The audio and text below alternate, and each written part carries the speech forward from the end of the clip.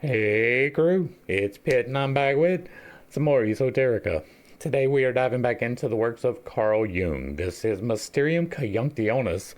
We are reading aloud and discussing as we go along the various points brought to light by the text. It is not the format for everyone, but people do find value in it, so you are more than welcome to tag along as we continue our exploration.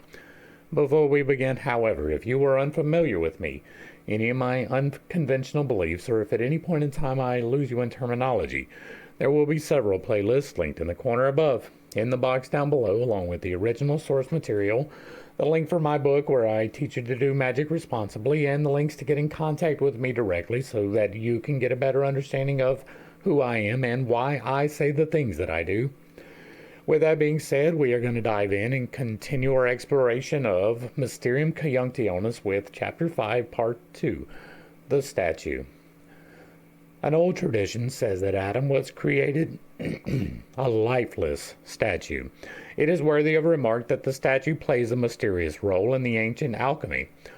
One of the earliest Greek treatises, the Book of Kamarios, says, "After the body had been hidden in the darkness, the spirit found it full of light, and the soul united with the body, since the body had become divine through its relation to the soul, and it dwelt in the soul. For the body clothed itself in the light of divinity, and the darkness departed from it, and all were united in love, body, soul, and spirit, and all became one. In this the mystery is hidden, but the mystery was fulfilled in their coming together, and the house was sealed, and the statue was erected, filled with light and divinity."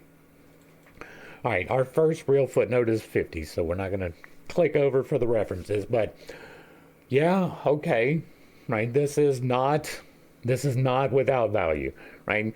As a statue, you have the 5D navigation device, the Temple of God, which is yours to navigate through this world in, right? That is true. The body, the statue, is separated from who you are. You, your ego, the part that makes the decisions, the soul, those are all synonymous. They are what resides inside the temple. They are not the temple themselves. So, true. Also, in addition to that, the spirit found it full of light. Now, the spirit filled it with light. The spirit didn't find it full of light. The body was empty. The 5D navigation device had no soul attached to it, and then the soul was attached to it, and the spirit at the same time, so that it could do things. Now, that process where the soul and the spirit attach to the 5D, right, that is the moment of conception. There is a spark of light that is created when the sperm and the egg combine in just the right way, and it ensouls the soul inside of the navigation device, and that is empowered by that flash of light, which is the spirit. And so I don't disagree, right? This is a way of relaying that information. And it's not a bad one. It works, maybe not in the same way that I would have said it, but close enough.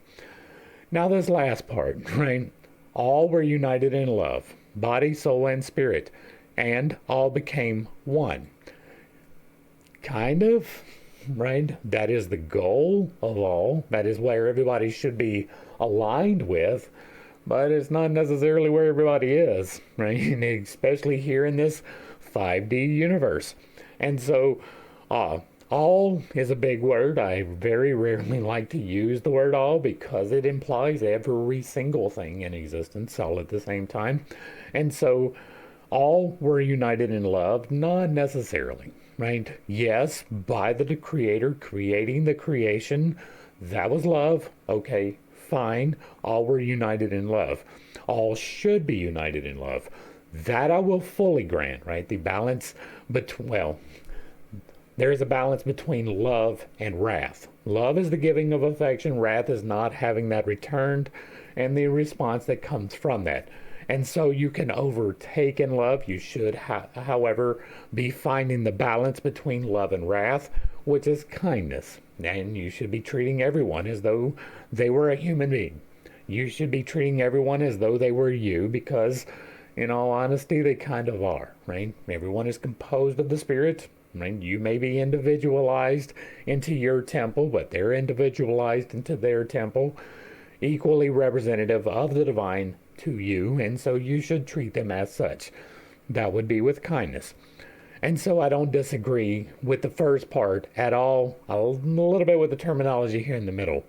The mystery fulfilled in their coming together, the house being sealed, the statue erected, filled with light and divinity. I agree with all of that. Now, that is divinity as the little d, not the big one, right? You aren't the God. You're a small representative of God, and you are divine, right? But you're not the divine. You're just a representative of the divine, but so is everyone else equally. And so divinity is a hard word for me to put out there, but it is kind of true, right? We are all here exactly by the will of God. That would be divine. All right, back to the text. Here, the statue evidently denotes the end product of the process, the lapis philosophorum, or its equivalent.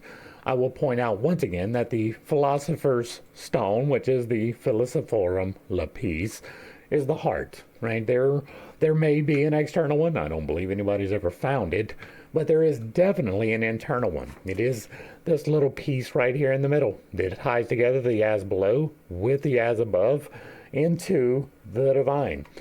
That is the stone. It is green for a reason. The statue had a somewhat different significance in the treatise of Senior. Footnote 50. Dechemica. Then I gathered together the hands and feet of the lion, and warmed with them the water extracted from the heart of statues, from the white and yellow stones which fall from heaven in time of rain. That better not be talking about the heart of the statue, right? That is probably an allegory for something in physical alchemy. It may be allegorizing this, right? Gather together the head, hands, and feet. That is kind of an important step, right? There is the crown, that would be the head. There is the base, which is attached to the feet. It's not really the feet, but it controls the chakras inside of the feet. And then the hands are controlled by the heart. The bringing together of the crown, the base, and the heart is the process. Right? I believe that there's a couple of steps in between there that makes it a little bit smoother. But if you have those three, you're good. Right? If you have those three, you can at least begin. If you have those three, you can start working on some things. That would be body or a soul, body on the bottom, and the spirit here in the middle, all binding together. That is the representative of the Trinity. It'll get the job done. Now, water extracted from the heart of statues, from the white and yellow stones. Hopefully that means something about physical alchemy, right? I'm not going to give sanction or okay or anything about actually gathering anything from an actual heart, right? Any type of blood, any type of the physicality in that way, right? Blood, flesh, semen, hair, spit, any of that? No, not necessary at all. All right, back to the text. The statue has a somewhat different significance in the treatise of Senior, who speaks of the water that is extracted from the hearts of statues. Senior is identical with the, and now, the way that it is phrased right here is not quite exactly the same way that it is here, right? I guess it is, but it hits different right here, right? The water that is extracted from the heart of statues, what can that possibly relate to?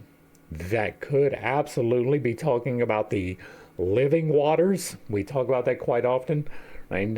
As opposed to a viscera, part of the body, or any of that. There is the sensation of movement of the electromagnetic energies, and that resembles water. It resembles air better, or fire better. Airs would be a better representative, but that's better for the soul, so whatever.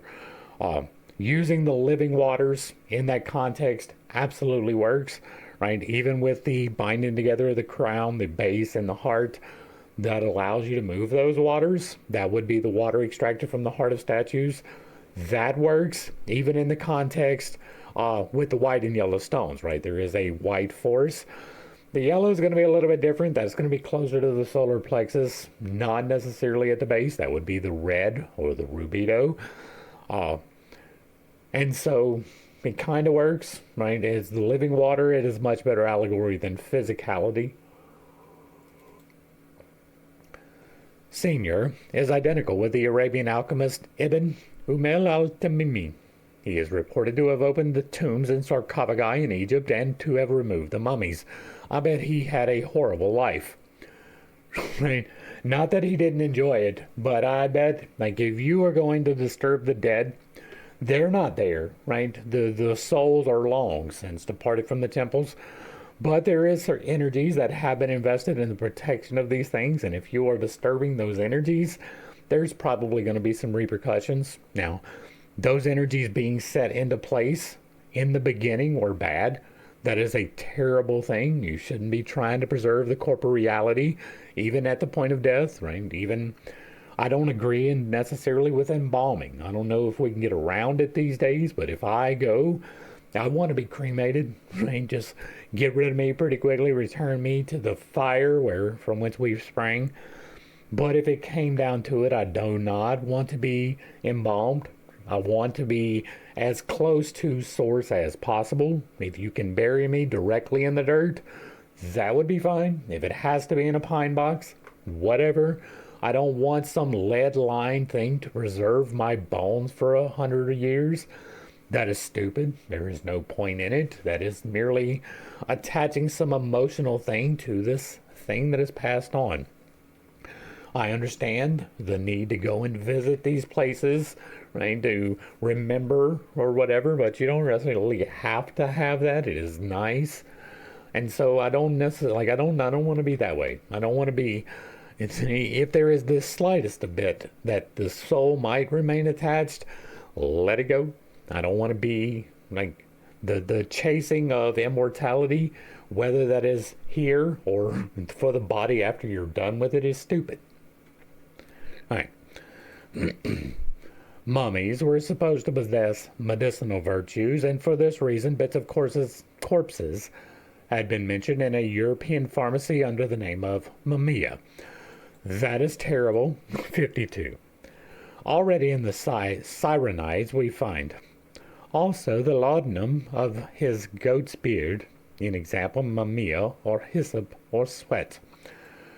All right, so the laudanum is a derivative of opium, right? That was a fairly large problem in the late 1800s in pretty much everywhere, right? Opium was causing a lot of problems. I'm going to put this as bluntly as I possibly can.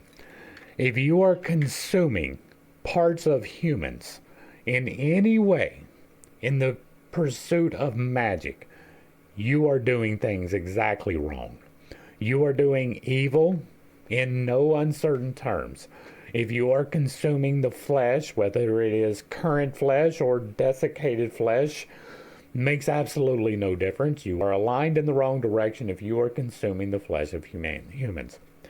Now, I understand that there is a good bit of consumption that can happen in pleasurable activities, and if you aren't using that for magic, you will probably be all right. It is possible that mumia was also used for alchemical purposes, and if you are not consuming it but are using it for alchemy, it is equally going to be as bad, right? You should not be using any part of any human for any magical properties whatsoever. It is mentioned in Kunrath as synonymous with the prima materia. Really? 53. The foundations of all that is created are contained in the radical moisture, the seed of the world, the mumia, the materia prima. All right, so the radical moisture, the seed of the world, and the materia prima are talking about the same things. I'm going to go out on a limb and say that mumia was something that is inserted, right? There has been a great deal of self-insertion in a variety of these studies. Just because somebody believes that it is true does not make it true. See Christianity writ large. And just because you believe that these things contain magical powers does not necessarily mean that they do. Right? I got a whole bowl right here. just slap full of different tools. Every single one of these stones has a different thing attributed to them, and some of them may be beneficial, some of them may not. None of those tools, not a single one of them, whether we're talking about a wand, whether we're talking about a sage bundle, whatever, with the semi-precious stones, none of them have any power for themselves. Not anything. This vessel that you are in is in the exact same state. This is a tool. This is a tool that is empowered by the Holy Spirit. True, your heart beats when you ain't thinking about it. You breathe, it moves the blood through your body. All of that happens due to the Holy Spirit. And so, magic happening right now. But when you are done with it, the magic disappears. When your soul vacates the vessel, all of the magic is gone. It does not contain any more of the spirit than anything else. There is no special significance to a human body once the soul is done with it. And so this is somebody trying to shoehorn in a tool, right? There is no reason for Mamiya to be in this. There is no reason to go and dig up anyone that has ever died for any reason whatsoever.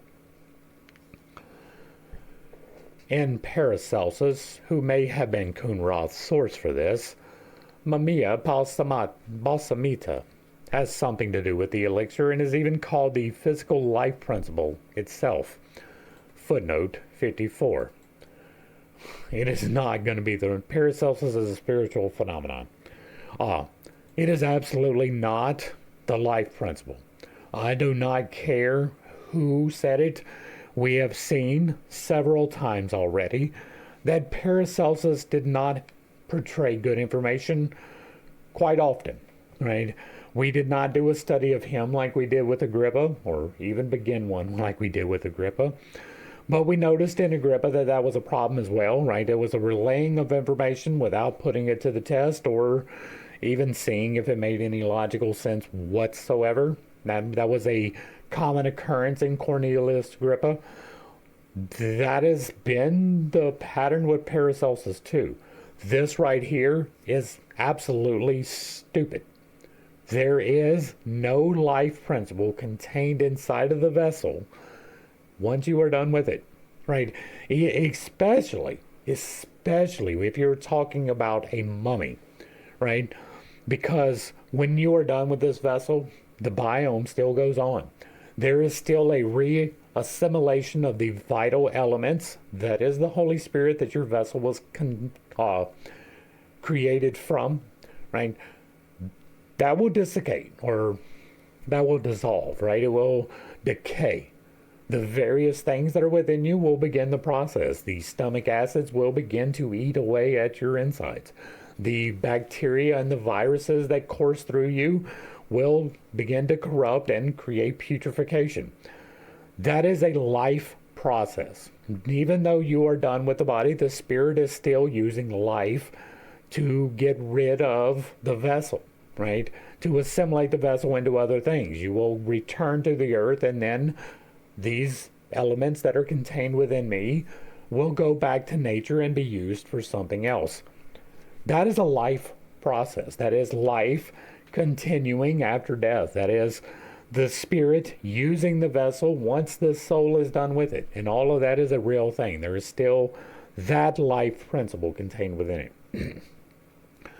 But once you go through the process of mummification, you go in and you remove all of the acids. You go in and you remove most of the bacteria. You go in and you pack it full of salt and other chemicals in order to kill the entire life process. There is no reassimilation of elements. I cannot think of anything that you could do that would be more blasphemous than to try to keep your vessel solid on the other side of life, right? And yes, that includes the embalming procedure. And I don't attribute most people to evil for doing that, although it definitely could be spun that way. Simply because they are ignorant, they do not know any better, they are fearful, and that is why they do it. They don't understand what is on the other side, right? And that causes a lot of anxiety, and that is definitely an understandable situation. And so, that is to say, right, again, if you are using body parts for magical operations, you are doing it wrong.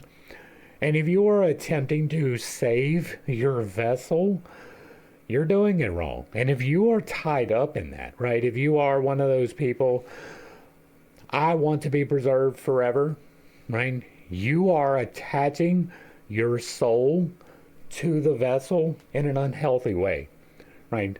There is a high likelihood that if your focus is upon preservation of the vessel beyond the use of the vessel, that you will create a negative attachment to the corporeality, which will keep you attached to physicality when you should have returned home. If you don't know what that means, ghosts, literally ghosts. That is how that happens. Someone clinging to the mortal when they are done with the physical. That is a bad idea every single time. It is possible to clear those energies, but you need somebody that knows what they are doing. Back to the text. Senior statues may well have been Egyptian sarcophagi, which, as we know, were portrait statues. Now that is true. The vessel in which they put the bodies did, or we assume did, resemble the person that was interred in them. In the same treatise, there is a description of a statue of Hermes Trismegistus in an underground chapel. Senior says, I shall now make known to you what that wise man who made the statue has hidden in that house. In it, he has described the whole science, as it were, in the figure, and taught his wisdom in the stone, and revealed it to the discerning. Michael Meyer comments, that is the statue from whose heart the water is extracted. He also mentions that a stone statue, which pronounced oracles, was dedicated to Hermes in Achaia Pharis. I would be exceedingly interested to see the statue and what exactly it is. It may be, and most probably is, the alchemical keys, right? It is probably going to contain references to the 7 steps leading into the 8th. That is probably what is going to be in the stone, right? I do not believe that this was a physical body that was preserved, right? There is no way that Teote or Hermes Trismegistus would have allowed that to happen. In Raymond Lully, there is an oil that is extracted from the heart of statues. That might be referencing something, right? We've talked before, not often, but before, about the Christ oil, right? There is the oil that is released. It is considered an oil. I don't know whether it actually is, but there is a substance that you can trigger the release of within yourself. What I describe in here, right, there are 7 chakras internally. You can flex those, right? You can flex the actual nervous center that surrounds the chakras, not really flexing the chakras, but you can move the nerve centers and energy concentration points, right? There are nerve clusters that are associated with each one of these. They send the different signals out. It is part of the process. One of the flexes is centered around the 3rd eye. When you yawn, that is you involuntarily doing that. It is flexing your attention point, the things that you need to pay attention to. And when you yawn, generally speaking, you're feeling a little bit tired and you need to focus on something, and your body cues itself to be like, wake up. Right? Now you can take physical control of that for yourself in the exact same way that when you do a push-up, you're compressing your heart chakra. When you go down, you're compressing it in the positive flexion, where it is absorbing the energy, or no, the negative flexion, where it's absorbing the energy. And when you push forward, you are flexing it in the positive flexion, where it is discharging the energy. That is true for all 7 of these, right? There is a positive and a negative flexion for each one of them. There is also an up and a down and a back and a forth, depending upon which one you have. It is a little bit complicated, but the important part is the positive and negative flexions, right? The taking in of energy and the releasing of the energy.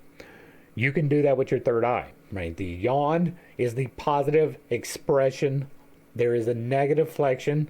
If you do the negative flexion and you follow it up with a positive flexion a few times, you trigger something inside of there which releases a chemical that is dimethyltryptamine, right? DMT. Many people are familiar with this substance. It is triggered when you are born. It is triggered when you die, but you can also trigger it at various points in your life. Sometimes it leads to psychotic breaks, right? What happens is that it releases a chemical, dimethyltryptamine, and that allows you access to something a little bit more than sensory, super sensory. It changes reality just a little bit, right? It is the oil that is extracted, but it doesn't come from the heart, right? It comes from the third eye. That is literally where it comes from. I am fairly positive, right? I am positive enough to stand firmly upon this. And I don't do that, right? I really don't. I am very equivocal about a lot of these things. This is one of those things that I am very, very firm upon.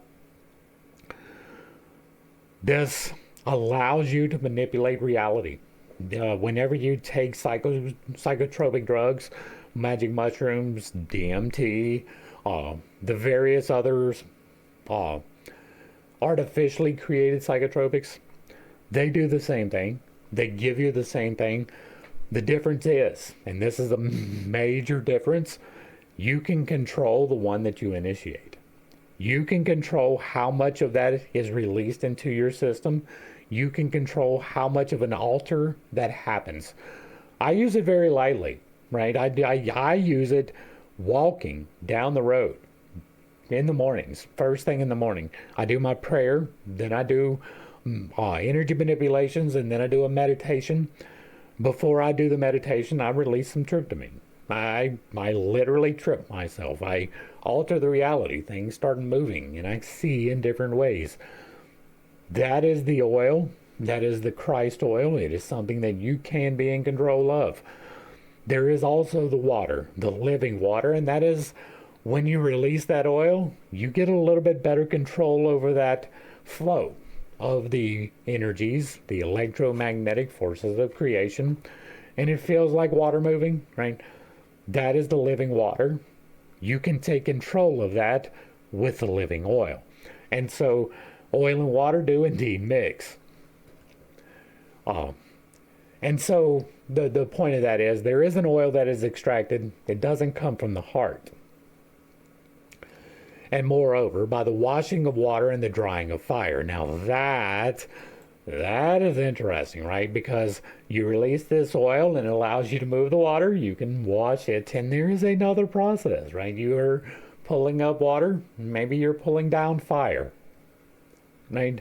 There is the white and the dark. And if you're pulling up the dark, the cool, the liquid, you're bringing down fire. That would be drying.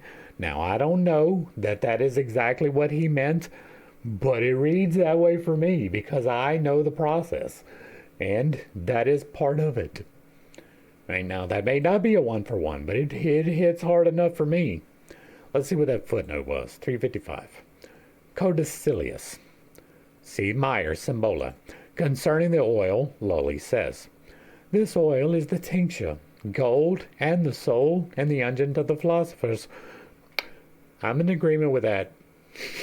I am, right? But when I talk about that oil, this color right here, this gold, that is definitely connected to that. There is an unfolding of the golden flower. If you are unfamiliar, we have done that. Right? We have the Secrets of the Golden Flower has its own playlist. It is contained in the Ancient Lore playlist. It has definitely got some good stuff in it, and that is what it is talking about. A follower of Lully, Christopher of Paris, says, that oil, or divine water, is called the mediator. And I am not in disagreement. Again, it is therefore not surprising that Pernety, quotes the first codicillus passage thus: "You extract this God, duum for oleum, from the hearts of statues by a moist bath of water and a dry bath of fire." And again, I will point you to what I just said. All right. This is an extremely paradoxical operation in which the oil evidently serves as a mediating and uniting agent. Cheers. I agree, right? But I don't find it paradoxical because I understand what it is really talking about. One of the problems that we have discovered that Jung had was that he did not achieve enlightenment. He got pretty close. He much like Nietzsche, was skirting all around the edges and never quite passed the barrier. There is an allusion to the statues in Thomas Norton's Ordinal of Alchemy. "But holy alchemy was right, of right, is to be loved, which treateth of a precious medicine, such as truly maketh gold and silver find. Whereof example for testimony is in a city of Catalonia, which Raymond Lully, knight, men do suppose, made in 7 images, the truth to disclose. 3 were good silver, in shape like ladies bright, every each of 4 were gold, and like a knight. In borders of their clothing letters did appear, signifying in sentence, as it showeth here." Footnote 56. That is from the Theatrica Chemicum. And once again, I will point out, right, confirmation bias absolutely acknowledged. Gold and silver corresponds to the light and dark. It is synonymous. We have discovered that on the way, right? The light and dark are brought into accordance by the 3 lower, right? That would be these 3 silver. The void is represented as the dark. That would be the void. That would be the 3 lower. Now, he is placing 4 in the upper, and that is not correct, right? It is, but it's not. The heart is contained both in the lower and the upper, and is separate from both. And then you have 3 at the top in the gold, right? And the way that you bring those into accordance is through the heart, which ties together both of them, right? There is really 4 light, 4 dark, but the heart is shared because it binds together the spiritual nature with the earthly nature into the divine nature, forming the third Trinity.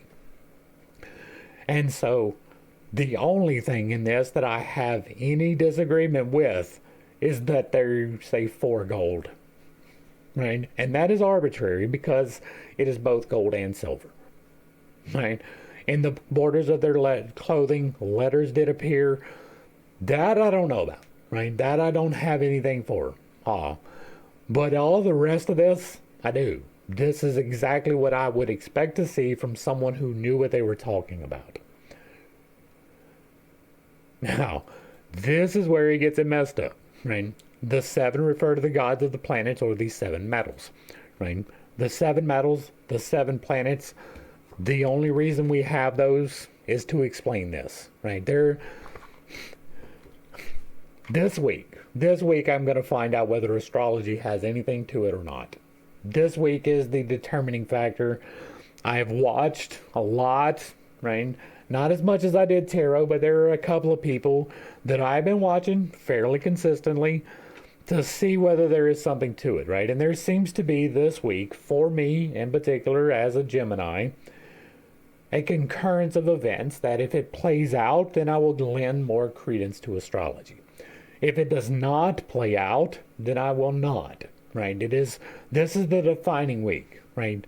It has been consistent across a couple of channels that this particular event will take place this week. And that has been consistent for several months now.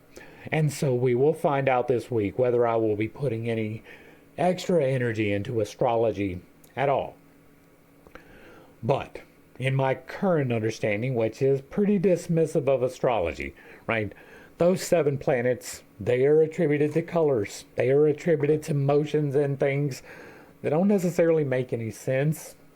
But if you look at it in a slightly different light, those 7 in the void being penetrated by the light, they start to make a different type of a reference. And so when I see the 7 planets, for me that is automatically the 7 chakras. When I see the 7 metals, it is the same thing. And so for me, this is a correlation, again, with the chakras, with internal alchemy. It is exactly what I would expect to see. What was footnote 57? Of these, Norton discusses iron, copper, and lead. The correlation of the 3, Venus, Moon, and the Earth, that would be the 3 lower, with silver, and of the 4 with gold, is remarkable in that 3 is usually considered a masculine and 4 a feminine number. That is completely arbitrary, right? And in actuality, that should be wrong, right? Though the odd numbers should be feminine. The masculine numbers should be even. Right? Because in sacred geometry, for instance, femininity is symbolized by roundness. Masculinity is symbolized by angularness. Whenever you have 1 or 3, you are referring to curves. Whenever you have 2 or 4, you're referring to angles. That is true all the way through, right? Generally speaking, right? Not necessarily, right? There is a triangle made from 3. Each one of the different steps has a positive and negative flexion as well. All of the primary solids, the platonic solids, have a expression in the masculine where they expand, and they have an expression in the feminine where they contract. That is part of it. And that it goes again into the arbitrariness of assigning the values. But in tradition, from my understanding, it should be exactly opposite of this. 3 should be feminine, right? There is the source, that is 1, the monad, that is a feminine trait. It is penetrated and divided into 2, that is a masculine trait. It creates from that penetration a new reality, right? That would be a feminine trait, taking the energy and creating something from it. Then it is expressed going forward, that is 4. That would be a masculine trait. It really does correspond all the way up and down the line. Not necessarily very well, because again, it is an arbitrary designation. But if you are going to use the designation, the better designation is that the feminine would be negative and the masculine would be positive. As Lully was undoubtedly acquainted with Senior, this legend seems like a concretization of Senior's sayings. Footnote 59. I have had access to only a few of the dozens of Lully treatises that exist, so I have not attempted to trace the origin of the story. The idea of a precious substance hidden in the statue is an old tradition and is particularly true of the statues of Hermes or Mercurius. That is because that is the exact same representation. Hermes Trismegistus is the representative of both the divine and the feminine. In the exact same way that Mercurius is, we did Mercurius in extensive detail, right? We have not dealt with Hermes as much here. I have in other places. But Mercurius is the symbol for the masculine and the feminine. That was why Jung is so confused about that particular understanding. It is not hermaphroditic. It is not necessarily either one. And so, I mean, it is hermaphroditic technically because it is both in equal measure. Right? And so Hermes represents exactly what Mercurius represents. It is the knowledge. It is the this and that. It is good and evil. It is positive and negative, masculine and feminine, light and dark, white and black, however you want to look at it. Pseudo-Dionysus, footnote 60. Dionysus is cited in the alchemical literature. Pseudo-Dionysus says that the pagans made statues of Mercurius and hid them in a simulacrum of the god. In this way, they worship not the unseemly Herm, but the image hidden inside. Footnote 61. They made in them, the statues, both doors and hollows, in which they placed images of the gods they worshipped. And so statues of Mercury after this kind appeared of little worth. but contained within them ornaments of gods. Pagamir's paraphrase of Dionysus the Areopagite. Areopagite. That's funny. Okay. You don't need to have a statue hidden inside of a statue. If you are doing that, you are doing it wrong. Right? If you are worshiping a statue at all, you are doing it wrong. There's nothing wrong with statues intrinsically. Right? There's some people think that they are evil regardless. I don't. Right? But you can absolutely set negative intentions with tools. A statue would be a tool. It is definitely an act of creation. There's definitely energy invested in it. And so it can be a positive or negative influence depending upon the creator themselves. But they are only tools. They don't do things by themselves. It is only by the energy that is invested in them. And so you should not be worshiping them at all. There is no statue that will be a representative of God, for instance. There will be no iconography at all, whether that is a picture or any type of physical representative of the God. I mean, you can use them, but with the understanding that they are not a representative of the God. If you can see it, touch it, taste it, feel it, hear it, it is not. It can be a small part thereof. I'm a representative of God. You're a representative of God. Neither one of us is divine. We are a small representative of the divine, but not divine in and of ourselves. No representative is going to be a good one. You can use them with that understanding. But the best way to do it is simply not to idolize any of the physical creations at all. Plato is referring to these statues when he makes Alcibiades say that Socrates bears a strong resemblance to those figures of Silenus in statuary shops represented holding pipes or flutes. They are hollow inside, and when they take you apart, they see that you contain little figures of gods. Footnote 62. Footnote 62 is from Symposium, translated by Hamilton. In his commentary on this passage, R.G. Berry says, "The interiors of the statuettes were hollow and served as caskets to hold little figures of gods wrought in gold or other precious metals." It must have appealed very much to the imagination of the alchemists that there were statues of Mercurius with the real god hidden inside. Mercurius was their favorite name for that being who changed himself during the work from the prima materia into the perfected lapis philosophorum.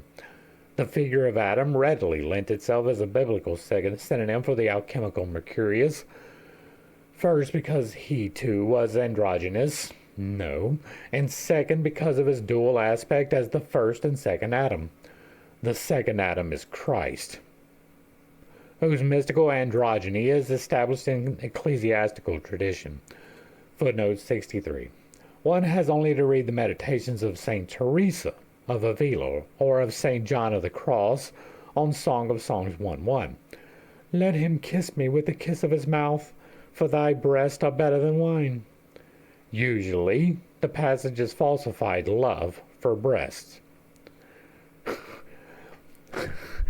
We're not going to get into Song of Songs, right? I skipped that in the Bible study for a very good reason, right? There may be an allegory contained in that.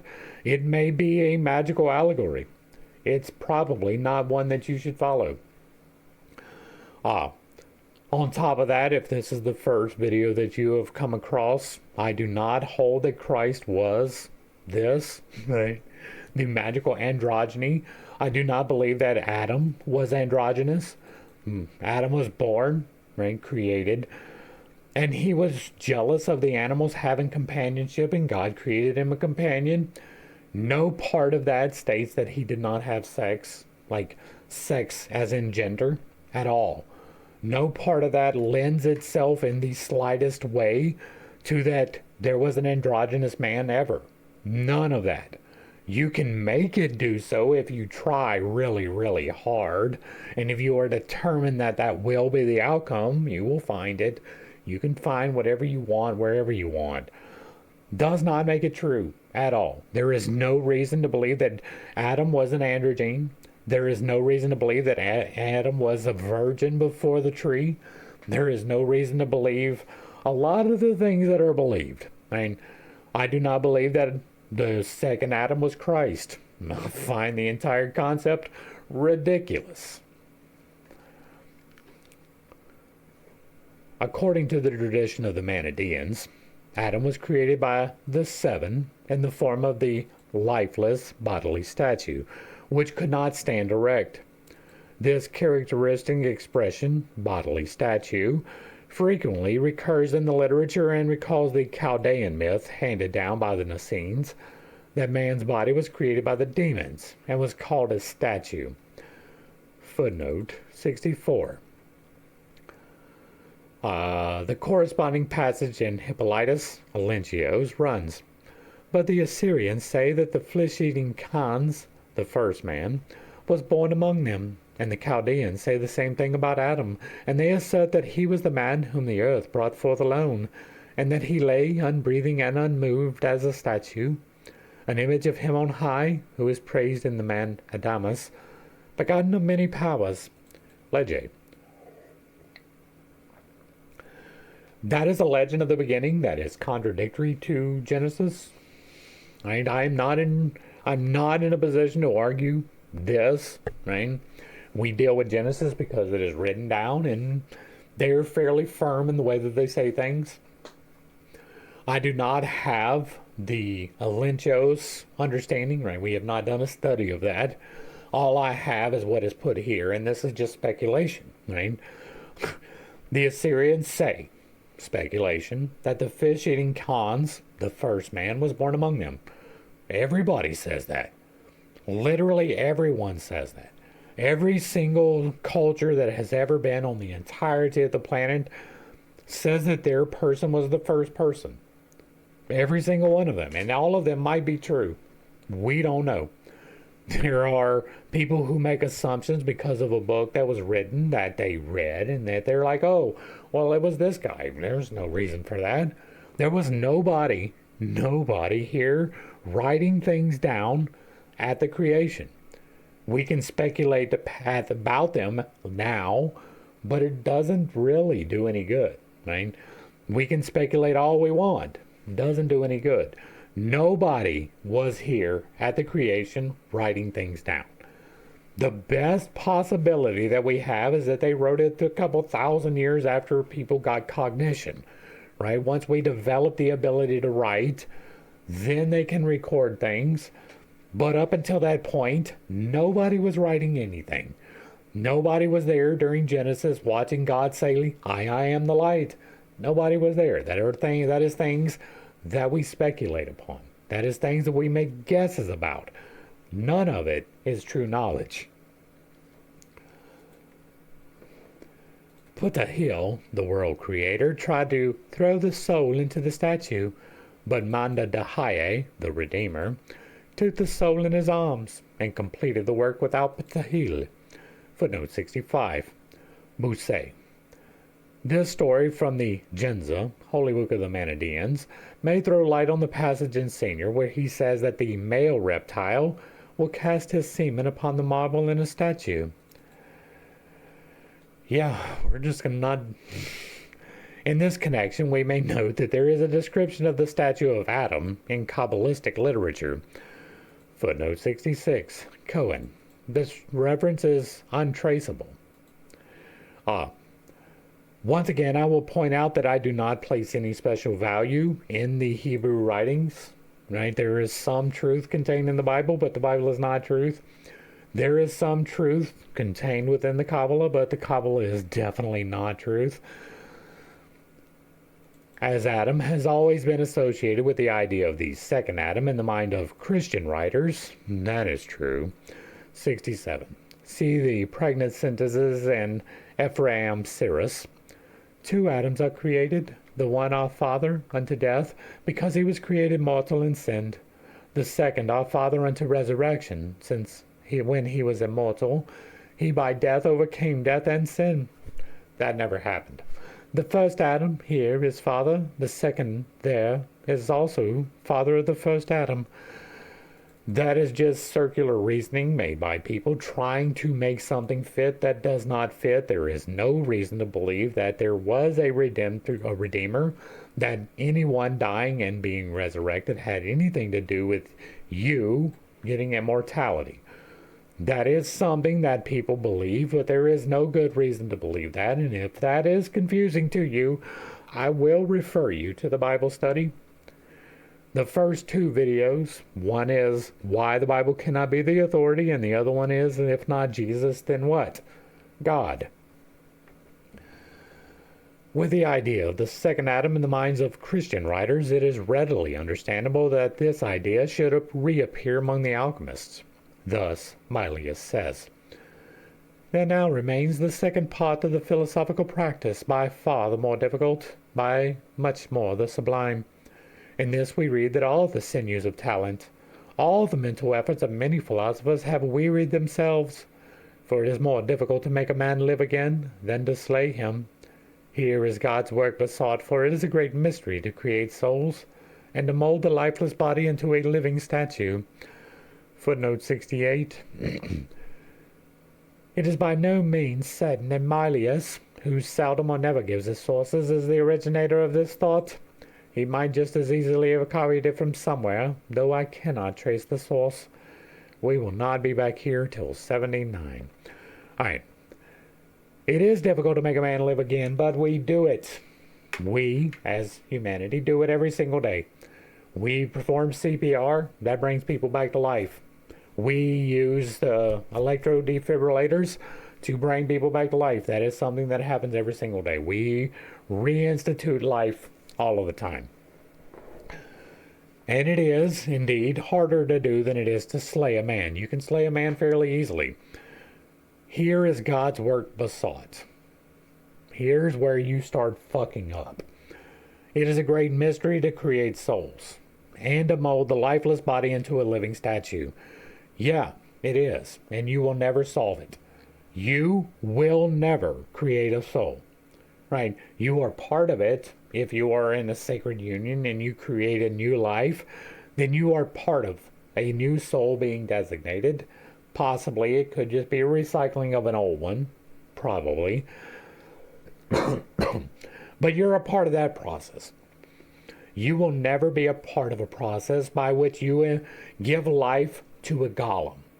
You will never create a vessel and then create a life to put inside of it. Artificial intelligence definitely included in that, right? There is no actual intelligence in an artificial intelligence. It is merely a mirror that gives back the information that was given to it. It doesn't have a direct link to the divine. It doesn't have the ability to cognate.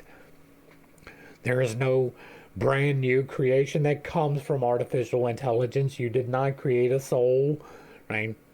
You will never create a soul in and of yourself. And so, if you are trying to do so, you are fucking up, right? I cannot make that more plainly stated than that. If you are trying to ensoul something, don't. It is that simple. Do not create a golem at all, in any way, shape, or form whatsoever. Right? It is bad enough to enchant something with a permanence, much less to try to animate it. Don't do it. And again, you have free will. I cannot stop you. I can only advise you. It is a remarkably stupid thing to do. The living stat. Now, as an allegory for doing for yourself, right? Turning the lifeless body into a living statue as part of mental alchemy is fine, but even there, you're not creating a soul. Now, this living statue refers to the end result of the work. And the work, as we have seen, was on the one hand, a repetition of the creation of the world, and on the other, a process of redemption, for which reason the lapis was paraphrased as the risen Christ. No, it was paraphrased as the risen Christ because if you did not do so, your head would be removed from your body. I will continue to hammer that nail. I will continue to point out that fact that if you were in disagreement with the Catholic Church for several hundred centuries, you would die. Right? The Christian church was spread by the point of a sword. Then later by gunpowder, but at first by the point of a sword. That is exactly how it became such a popular religion. And that, and by assimilating within itself things that were definitely not part of it. See Easter, see Christmas. The text sometimes strike a chiastic note with their reference to a golden age when men will live forever without poverty and sickness. That is that victim mentality. Oh, wait, we're not back here till 79. Right. I tell you quite often, and I mean this, right? You should be taking full advantage of your life here, not living for there. Right? If you are doing good works here with the expectation of a reward there, that is greed. That is attached to a vice. Right? Even if you aren't expecting to get the thing here, you are still expecting to get the thing that is the motivator for you doing it. Your soul is already eternal. Even the Christians will admit that, right? But what they won't admit is that there is no hell. That is not a New or an Old Testament concept. That is something created for the New Testament to keep people in fear so that they can put off on someone else the thing that they should be doing for themselves. This is another one of those things, right? When men will live forever without poverty and sickness, that's never going to happen in corporate reality, right? Here on the planet, that will never be a thing. You will always be faced with death and sickness. That is just a truth. Poverty is definitely a truth, right? And so the motivator for this is greed. The underlying principle of executing this is victim mentality. It is a bad idea. Now, it is remarkable that the statue is mentioned in connection with the eschatological ideas of the Manichaeans as reported by Hegemonius. The world will be consumed with fire, and the souls of sinners chained for all eternity, and then shall these things be when the statue shall come. Footnote 70. I keep going back. 79, Pitt. So, the world may indeed be consumed with fire, but the souls of all sinners will not be chained for eternity. Right? Again, that is not an Old Testament concept. There was the land of the dead to which all souls went. There was the source, which was God. There is the heavenly abode, which was heaven, but it wasn't you walking down streets of gold singing praises forever, which sounds like a terrible existence, by the way. The notion of eternity was simply that you died and you went away. There was no expectation of a rebirth. There was no expectation of eternal punishment. The sacrifices that were made were for now. They were not for then. They were to realign your life in the current situation, not to ensure life in the afterlife. Your soul is already eternal. It came from God. He knit you and placed you in your mother's womb inside of your 5D navigation device with a purpose and a plan that only you can accomplish. Trying to put off any part of that on someone else is a bad idea. And then again, if you are doing it with the expectation of eternal reward, that is greed. I would not venture to say whether the Manichaeans influenced the alchemist or not, but it is worth noting that in both cases the statue is connected with the end state. The tradition reported by Hegemonius has been confirmed by a recently discovered original work of Mani, the Cathalia. Footnote, well, no, we're not there. 79. This says, at that time, the Father of Greatness made the messenger, and Jesus the radiant, and the Virgin of light, and the pillars of glory, and the gods. My Lord. The fourth time, when they shall weep, is the time when the statue shall raise itself on the last day. At that same hour, when the last statue shall rise, they shall weep.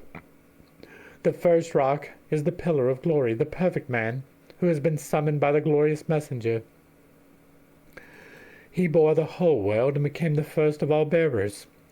The intellectual element gathered itself into the pillar of glory, and the pillar of glory into the first man. The garments, which are named the great garments, are the 5 intellectual elements which have made perfect the body of the pillar of glory, the perfect man. All of that is an allegory with no real need. Right? It is speculative. I am not even going to bother dissecting it. It is simply speculative. We've already discussed all of those issues in much greater detail with much better clarity. It is clear from these extracts that the statue, or pillar, is either the perfect primordial man, or at least his body, both at the beginning of creation and at the end of time. The statue has yet another meaning in alchemy which is worth mentioning. In his treatise, De Igni et Sali, that is, the fire and salt, Vignius calls the sun the eye and heart of the sensible world and the image of the invisible God, adding that Dionysus called it the clear and manifest statue of God. This statement probably refers to Dionysus's De Divinis Nominibus. The sun is the visible image of the divine goodness. Footnote 79.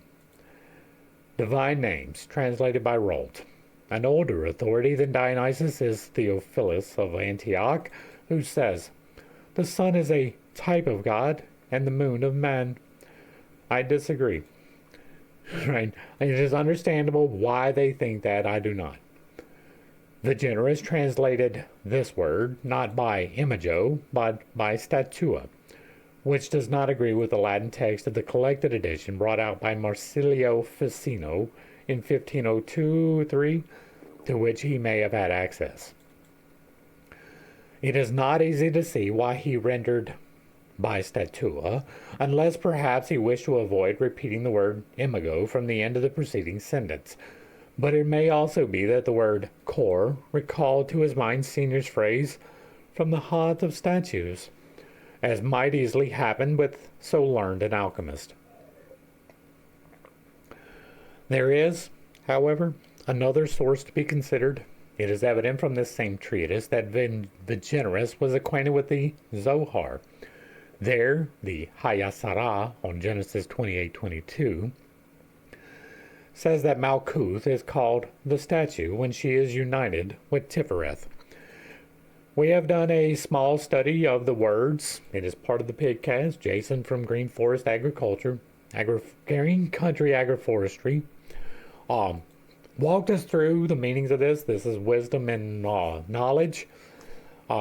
I don't necessarily agree with the Hebrew interpretation of the way that they should go, but it is definitely something that is worth looking at, especially if you believe in those particular people. Malkuth being united with Tifereth is coming to the understanding that is knowledge. Genesis 28:22 runs, "And this stone, which I have set for a pillar, shall be God's house." Footnote 81. This was the stone of Bethel, which Jacob set up after his dream of the ladder. You should definitely fall back to the Genesis study. There is a lot of stuff to unpack in that. Particularly, Jacob was a pretty terrible person. The stone is evidently a reminder that here, the upper, Tifereth, has united with the lower, Malkuth. Tifereth, the sun, footnote 82. It is the brightest which belongs to Tifereth, has come together with the Matrona, 83. Malkuth equals Sponsa. The Ecclesia Israel is also called Malkuth. Besides this, Tifereth and Malkuth are brother and sister. Malkuth is also called by the name of Mother, since she is the mother of all things that exist under her, even to the bound of the whole abyss. Together with the Matrona in the Hieros Gamos. If our conjecture is correct, the statue would therefore be the Kabbalistic equivalent of the Lapis Philosophorum, which is likewise a union of male and female. No, The statue is the physicality of the vessel. The lapis is the heart which allows the spirit to do. They are two completely separated things. Right? It is you willfully and intentionally using the physicality in a spiritual way. In the same section of Agenerus's treatise, the Son does in fact appear as the bridegroom. Footnote 84. His, the Son's, beauty is compared with that of the bridegroom coming forth from his bride chamber, and he is as a bridegroom issuing from his couch. That is shoehorning in Christianity. Right? That is trying to make it equivalent with Christ, who is the bridegroom, who has beauty, coming from the bride chamber. There is no need for that. As Augustine is quoted a few lines later, it is possible that Agenerus was thinking of that passage where Augustine says, like a bridegroom, Christ went forth from his chamber. You see what I said? He went out with the presage of his nuptials into a field of the world. He ran like a giant, exulting on his way, and came to the marriage bed of the cross, and there, in mounting it, he consummated his marriage. He got fucked, all right. And when he perceived the size of the creature, by a loving exchange, he gave himself up to the torment in place of his bride. He yielded up also the carbuncle as a jewel of his blood, and joined the woman to himself forever. I have espoused you to one husband, says the apostle, that I may present you as a chaste virgin to Christ. 2 Corinthians. Footnote 85. Sermo suppositus. I disagree with all of that. I have been quite clear on the reasons why. If you are confused, fall back to the New Testament. Since Adam signifies not only the beginning of the work, the primal materia, but also the end, the lapis, and the lapis is the product of the royal marriage, it is possible that Agenerus's Statua Dei, replacing the more usual Imago Dei, has some connection with the Kabbalistic interpretation of the Stone of Bethel, which in turn marked the union of Tifereth and Malkuth. I do want to point out that the lapis is not the end work. Right? You create the lapis, and then what do you do with it? More work. Right? Like you create the elixir from the lapis. That would not be the end of the work, creating the lapis. The statue stands for the inert materiality of Adam, who still needs an animating soul. The vessel. I have been clear about that, I hope. It is thus a symbol for one of the main preoccupations of alchemy, and that is going to bring us to the end of the statue. Hopefully I brought a little bit of enlightenment and not too much confusion to a series of somewhat difficult topics. I understand that I hold some unconventional beliefs, and I do have a tendency to step on toes when I relay those. It is not intentional, but it is not something that I apologize for. I don't have a whole lot to add here. I feel, once again, we have explained things fairly well enough. The statue is quite literally your 5D navigation device, the temple of God, in which you reside. It is a temporary residence. You should not attempt to make it a permanent one. Trying to make it a permanent one is attaching energies in places that you don't want them attached. You do not want to be a disincorporated spirit. You do not want to be stuck here on the other side. Don't do it. If you like what I'm doing over here, let me know down below. Give me a like, a share, a follow. Throw me a comment whether you agree or disagree with anything that was stated. Put it in the box down below, and if it remains respectful, it gets to remain up. If you really like what I'm doing over here, hit me with that super thanks. Consider joining for a membership, picking up a copy of my book, or reaching out directly through the links provided down below. To the crew, thanks for hanging out.